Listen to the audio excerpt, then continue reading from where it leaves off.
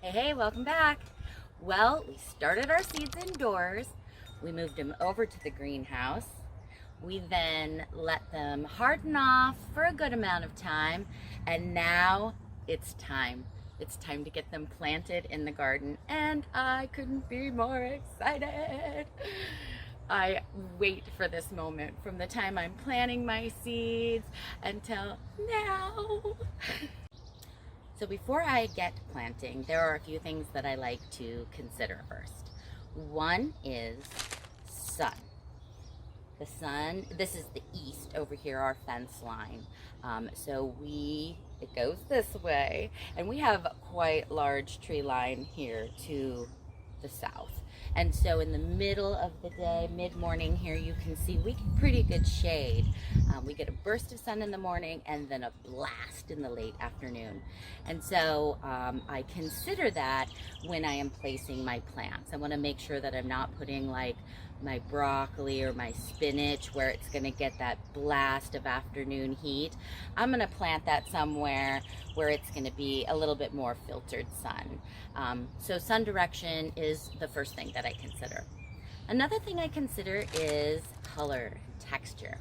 I'm a pretty gardener. I like to keep things looking good. And so it's really important that every box has some different texture in it and some different colors in it. By mixing herbs and vegetables and flowers, I'm able to achieve that.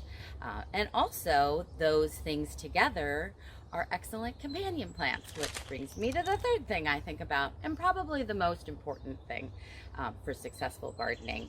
Companion planting can be super beneficial, especially if you're organic gardening, because the plants can help each other, whether it be repelling insects or helping with the nutrients in the soil, maybe even just providing shade for the other one. So learning which plants go together will really step up your gardening game. And you can find all kinds of excellent resources in the description below from Kellogg Garden. They have you hooked up when it comes to companion planting. Some of my favorites are my peppers and my eggplants. I love to do basil and chives and marigolds with my tomatoes.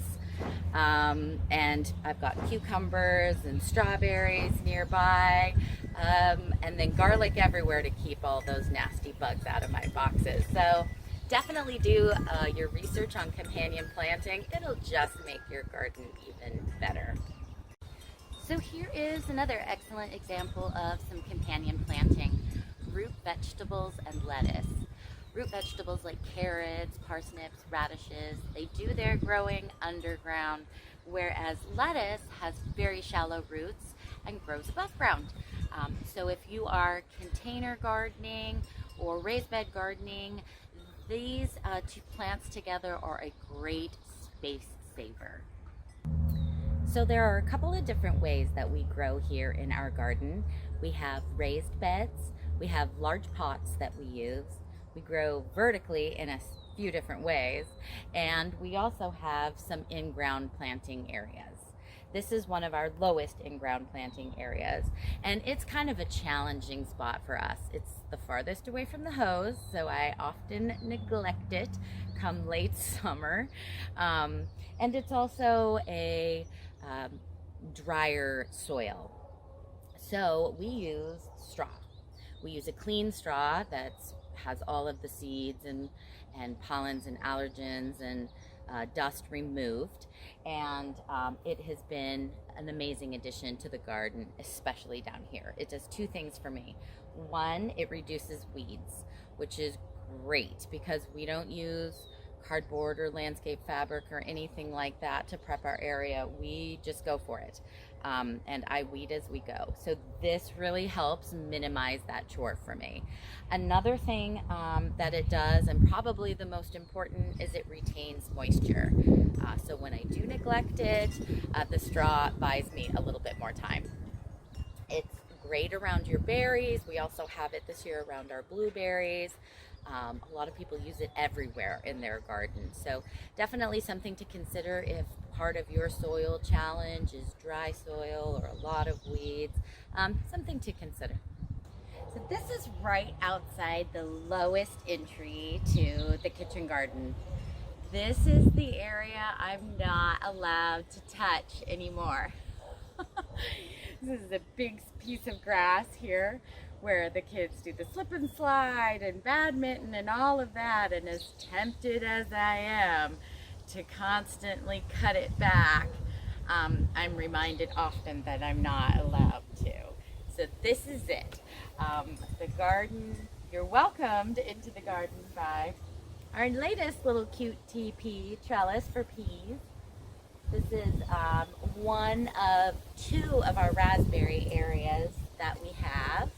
And then this longer area past the raspberries is where I grow all of my corn. Right along the retaining wall. It's super helpful so that I can just throw a string around all of them if needed to keep everybody standing up. So it's worked out really well, a good spot for it. But yeah, this is the spot I dream about, but I can't have. So we started with our spring starts. We moved those to the greenhouse first and got them hardened off. Things like our different varieties of lettuce, spinach, kale, broccolis and cauliflowers, cabbage, a variety of flowers and herbs as well, all ready to go into the spring garden. That gives me room in the greenhouse to move over the tomatoes and eggplants and start to move over those peppers as well into the greenhouse. So now the greenhouse is officially full of summer action, which is exciting. The weather has been really nice here lately, and so I know it's super tempting to go ahead and put those summer starts in the ground, but it's still a little bit early. So while I'm trying to hold off, I've also designated a few of my tomatoes to be the testers, and I've already started to harden them off, and I am going to put them in early and just see how they go. And if all things go well, then everyone else can follow. I talked about that earlier, how I like to do a little bit, move a little at a time, just in case something happened. Well, something did happen. We had a huge windstorm, we had a lot of wind gusts not too long ago, and they were so enormous actually that one came and blew the shelves of my greenhouse right over, crashing into the other ones. Starts and labels everywhere. It was a disaster. It took us an entire day. Well, I had to go back to work and think about that happening all day long. And then when I was done, it took me all evening to salvage what I could, pot up what I could. I had to give haircuts, pretty severe ones, to some tomatoes. We'll see how they do. I had to say goodbye to a lot. So see, things happen.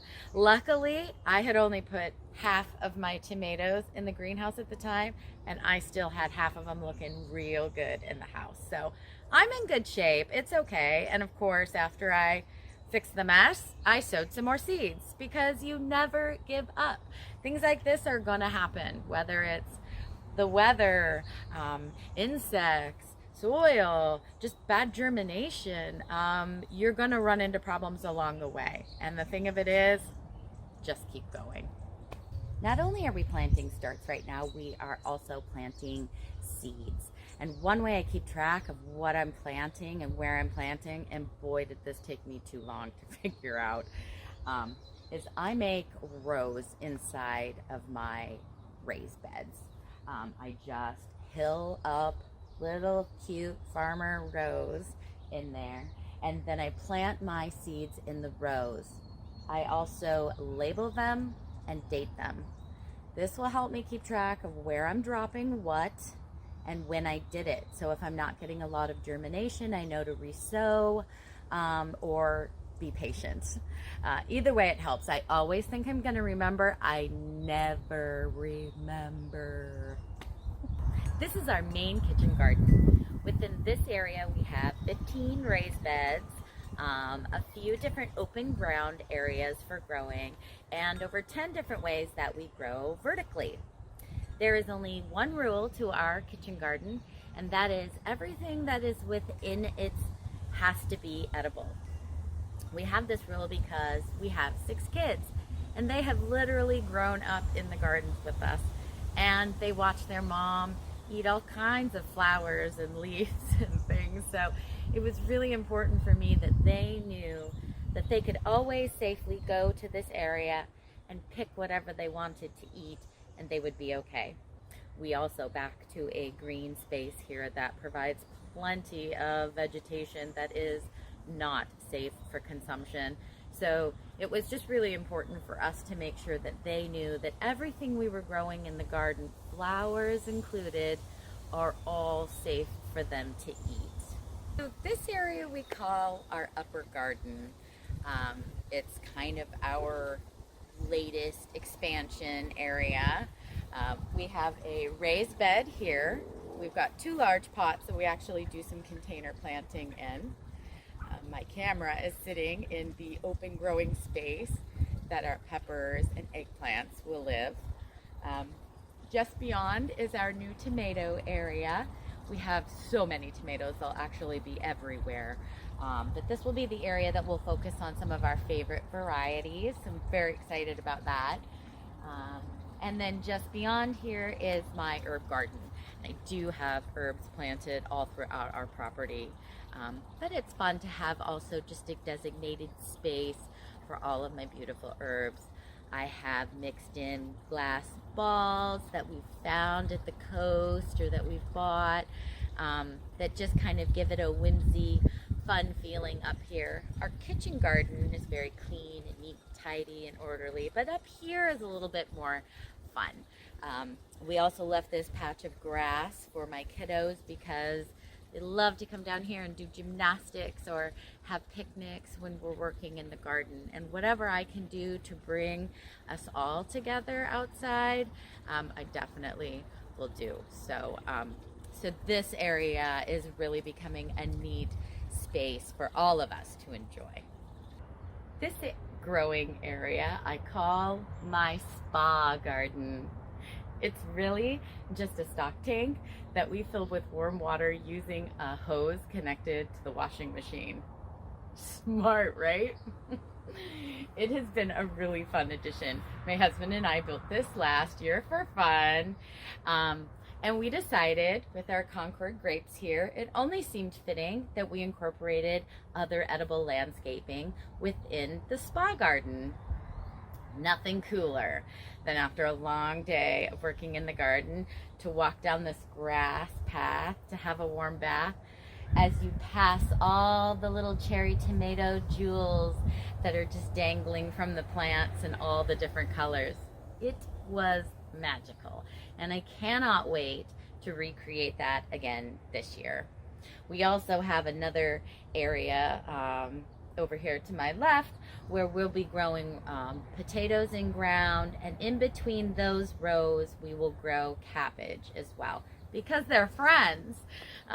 So I'm very excited about that space. That's a whole new addition this year for us. So this is gardening for me. It is about creating different spaces all over our yard that we can both enjoy and benefit from because the plants around us provide food or medicine in some way, shape, or form. Gardening is for the soul at the end of the day. And so it's important that you create your own spaces that you can enjoy, not just nourish your body, but your mind. Gardening is so good for that. So I hope that you found some inspiration today along the way as we toured my garden. We finally made it. I'm looking forward to continue to share my gardening journey with you and updates as we make it through spring and summer. I'd love to hear how your garden is going. So be sure to shoot me a comment below and let me know what's happening in your neck of the woods. And don't forget to like and share this video as well. And also be sure to check out the rest of Kellogg Garden's YouTube page for all kinds of helpful, informative garden videos from gardeners and zones all over the US. You can also find me over at Instagram at Big Family Living, where I share my everyday happenings. Thanks again for tuning in. Happy gardening!